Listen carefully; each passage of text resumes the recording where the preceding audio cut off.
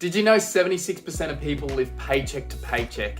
If you're in that 76%, you need to think about how you can break that cycle. So have a look at your income and your expenses. Reduce your expenses where you can.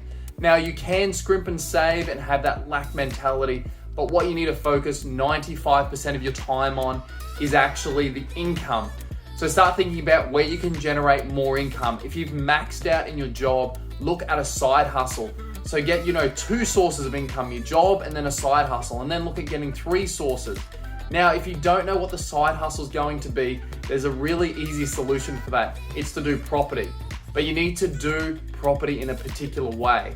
Now, if you are starting literally from zero, you're not going to be able to buy a regular house with no money down at all. You need to be creative and know about the creative strategies.